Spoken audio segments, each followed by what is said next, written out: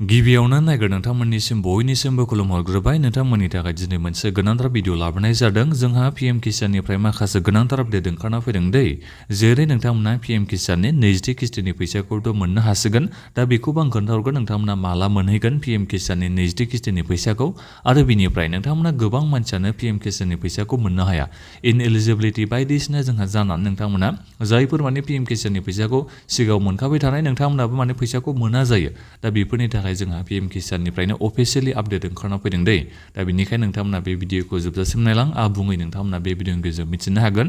आं दानिया नोंथांमोननिसिम गिबियावनो गासिबनिसिमबो गुरै खावलायहरनाय थाग्रोबाय नोंथांमोना जुदि सोरबाफोर नैबे बड' जब निउस चेनेलाव गोदानै फैदोंबा एबा दिनैसो नोंथांमोना भिडिअखौ नायदोंबा गिबियावनो चेनेलखौ नोंथांमोना साबस्क्राइब खालामना लाखाबानो जाबाय मानो होनोब्ला नोंथांमोना नैबे चेनेलनि गेजेरजों नोंथांमोना स्किमफोरनि भिडिअ मोननायजों लोगोसेनो साख्रिनिबो आपडेट नोंथांमोना मोननो हागोन दानिया आं नोंथांमोननिसिम खोन्थाहरनोसै जोंहा पीएम किसाननिफ्राय मा अफिसियेल आपडेट ओंखारना फैदों बेखौ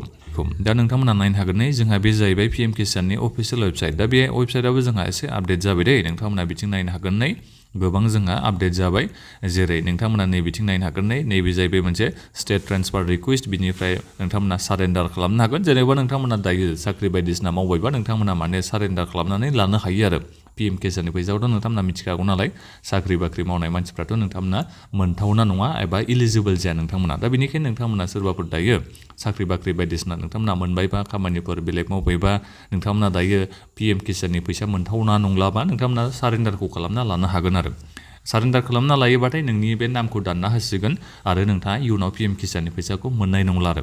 दा बेथ' जाहैबाय बाथ्राया दा बिनिफ्राय फैदो मेन खोथायानो जाहैबाय नोंथांमोननि गोबांनियानो फैसाया हाबा थाबथानानै थायो एबा इनएलिजिबिलिटि जानायनि जाहोनाव नोंथांमोना पीएम किसाननि फैसाखौ मोना जायो दा बिनि थाखायनो जोंहा मोनसे अपसन फैदों बे जाहैबाय स्टेट ट्रेन्सफार रिक्वेस्ट दा नोंथांमोना बेहाय फैनांगोन दै आं बेवहाय थुनानै होबाय दा बेवहाय जोंहा इम्पर्टेन्ट माखासे नट लिरनानै होखादों दा नोंथांमोना बेखौ नायनो हागोन जेब्ला नोंथांमोना अनलाइन स्टेटासखौ चेक खालामो पीएम किसाननिखौ दा अब्ला नोंथांमोना मालाबा नुनो मोनो नोंनि बे स्टेटासाव इनएलिजिबिलिटि देखायो दा बे इनएलिजिबिलिटि देखायनाया जाहैबाय नोंनि बे स्टेट एबा डिस्ट्रिक्टआ बे मिस्टेक एबा मिसमेच जानायनि थाखाय नोंथांमोननिया बे माबाया जाहैबाय इनएलिजिबिलिटि जानाया जाहैबाय दा बेनिखायनो दा नोंथांमोनाथ' मिथिखागौ दा जोंहा डिलिमिटेसनाबो जाबाय गोबां जोंहा गोदान डिस्ट्रिक्टबो ओंखारबाय दा बिनि जाहोनाव जोंहा दायो नोंथांमोना बबेबा डिस्ट्रिक्टआवबो गोग्लैबाय जानांगौ दा बेफोरनि थाखायनो नोंथांमोना दायो बेखौ आपडेट खालामना लानांगौ जाहैबाय दा नोंनि बे स्टेटासाव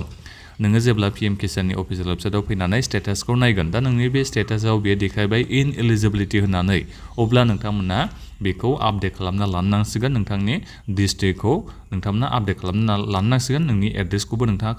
कारेक्ट खालामनो हागोन बेनिफ्राय लकेसनखौबो नोंथांमोना कारेक्ट खालामनो हागोन बेखौ अनलाइननो नोंथांमोना हागोन नोंनि बे पीएम किसाननि रेजिस्ट्रेसन नाम्बार बेनिफ्राय नङाबा आधार नाम्बार होननानै नोंथांमोना बेखौ आपडेट खालामना लानो हागोन सेलेक्सनखौ नोंथांमोना खालामनो हागोन दा बिनिखायनो जायफोर नोंथांमोना इनएलिजिबिलिटि जानायनि जाहोनाव पीएम किसाननिफ्राय फैसाखौ नोंथांमोना मोननो हालाबा गावबागावनि एड्रेस लकेसनखौ नोंथांमोना बेहाय अफिसियेलि फैनानै आपडेट खालामना लाफैबानो जाबाय पीएम किसाननि रेजिस्ट्रेसन नाम्बारखौ होनानै नङाबा नोंनि बे आधार कार्डखौ होनानै नोंथांमोना बेखौ आपडेट खालामना लाफै अब्लानो नोंथांमोना पीएम किसाननिफ्राय फैसाखौ मोननो हाफिनगोन दे दा बिनिफ्राय नोंथांमोना आरो हानि डकुमेन्टसफोरखौ नोंथांमोना आपडेट खालामना लाबोनो जाबाय जायफोर नोंथांमोननि पेमेन्टआ माबा जादोंबा मा होनो बियो आन्डार प्रसेसिं बेबायदि जानानै थाबाय थादोंबा अब्लाबो नोंथांमोना बेखौ माने खामानि मावनानै लानांगौ जाहैबाय नोंथांमोना माने गावबागावनि बे हानि डकुमेन्टसा बेखौ नोंथांमोना आपल'ड खालामनांगौनो बे अफिसियेल वेबसाइटआव फैनानै बेहाय फैनानै नोंथांमोना आपल'ड खालामना लाफैबानो जाबाय दा बेहायनो खेबसे नोंनि बे खामानिया जासिगोन आरो नोंथांमोना गोबाङानो बेखौ बुंहरबाय थायोमोन नालाय स्टेटासाव इनएलिजिबिलिटि आंनिया देखायदों दा बेनिखायनो आं फैसाखौ मोनला होनना नोंथांमोना गोबाङानो सिगांनिफ्राय बुंहरबाय थादोंमोन दा बिनि खामानिखौ नै जोंहा पीएम किसाना अफिसियेलि बेखौ दायो वेबसाइटआव बिथांमोना इनक्लुड खालामना होबाय दायो नोंथांमोना गासैबो कारेक्सन खालामना लानो हासिगोन दा बेथ' जाहैबाय जोंहा मोनसे गोनांथार आपडेटआ दा बिनिफ्राय सारेन्डार खालामनायखौथ' आं खोन्थाखाबाय नोंथांमोननिसिम दा बिनिफ्राय दायो नोंथांमोना बेखौ दायो गासिबो मिथिना मोननो लुबैदों पीएम किसाननि फैबाय थानाय नैजिथि किस्तिनि फैसाखौ नोंथांमोना माब्ला मोननो हागोन नोंथांमोना गोसोआव दंखायो जानांगौ नोंथांमोननिसिम 19थि किस्तिनि फैसाखौ थांनाय फेब्रुवारिनि 24 थारिखआव सोनानै हरदोंमोन प्राइम मिनिस्टार नरेन्द्र मदि बिथाङा दा नोंथांमोनाथ' मिथिखागौ मास मोनब्रैजोंसो नोंथांमोना पीएम किसाननि किस्तिनि फैसाखौ मोननो हायो दा बेनिखायनो नोंथांमोना जुन मासाव पीएम किसाननि 20थि किस्तिनि फैसाखौ मोननो थांगासिनो दङ दा जोंहा मेनि दिनैसो जोंहा मा जादों दिनैसो जोंहा 4 थारिख जादों दा बिनिखायनो नोंथांमोना मास मोनसे आरोबाव नोगोद नेनो नांबावसिगोन आरो मास मोनसेयाथ' माला थांगोन फात्ताखौ मोननाय नङा नोगोदसो होनलायबावबाय आं बेखौनो दा जिखियानो जाया मानो नोंथांमोना जुन मासाव PM किसाननि 20 किस्तिनि फैसाखौ मोननो हागोन दा बिनिखायनो आं बे भिडिअनि गेजेरजों बेखौनो आपडेट हरनाय जाबाय दा बेखिनियावनो नोंथांमोना सोरनियाबा दासिमावबो बे इनएलिजिबिलिटिया जानानै दङबा इनएलिजिबिलिटि जाबाथाय आरो नोङो PM किसाननि फैसाखौ मोननो हाया दा बिनिखायनो बेबायदि जानानै दङबा नोंनि बे PM किसाननि कन्डिसना अब्ला नोंथांमोना गोख्रैनो नैबे PM किसाननि अफिसियेल वेबसाइटआव फैनानै स्टेट ट्रान्सफार रिक्वेस्ट बेहाय फैनानै नोंथांमोना कारेक्सन खालामना लाफैयो गावबागावनि एड्रेस लकेसन बायदिसिनाखौ अब्लानो नोंनि बे खामानिया